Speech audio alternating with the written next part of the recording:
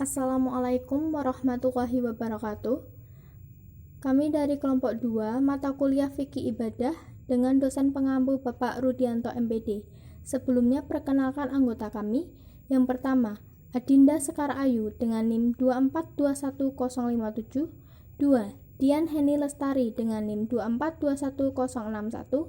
3. Dewi Puspitasari PMS dengan NIM 2421071. 4. Nika Pangesitri Swastika dengan NIM 2421083. Di sini kami akan mempresentasikan hasil diskusi kami dengan bab sholat fardu.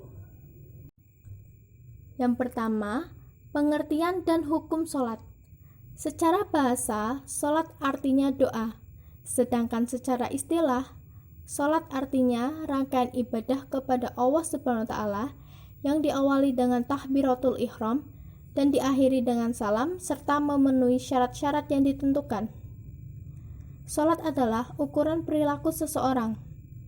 Apabila sholat seseorang baik dan khusyuk, maka perilakunya akan baik pula. Dan sebaliknya, apabila sholat seseorang tergesa-gesa dan tidak khusyuk, maka perilakunya akan buruk. Hukum melaksanakan sholat adalah fardu ain, yang artinya kewajiban yang dibebankan kepada umat Islam yang sudah balik.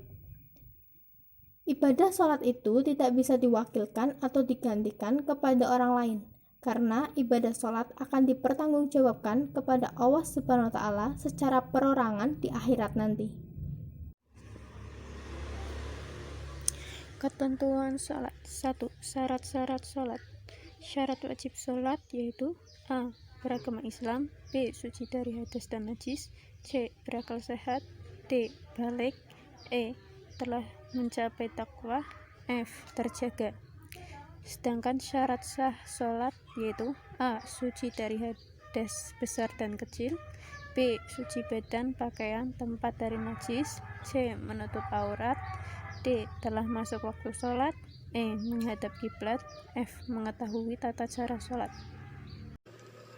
2. Rukun sholat. Niat. Berdiri bagi yang mampu. Takbiratul ihram.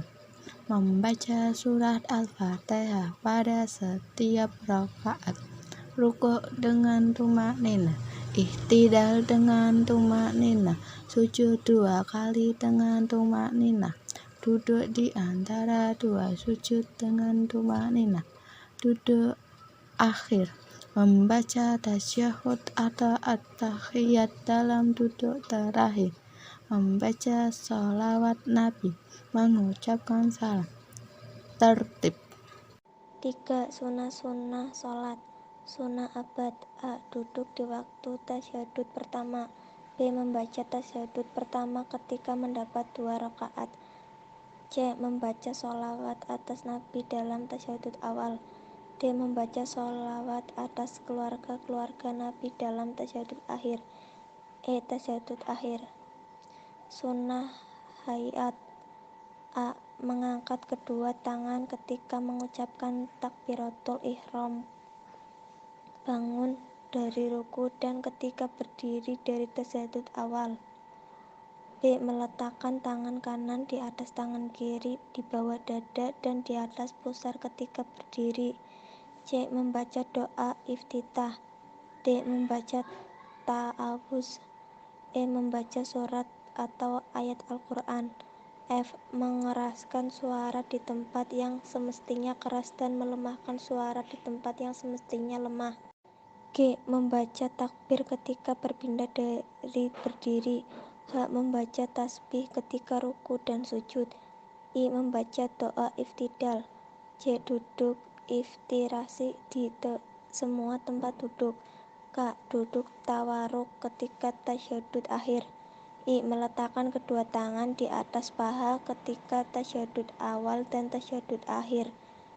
M. Membaca salam yang akhir. 4. Perkara yang membatalkan sholat.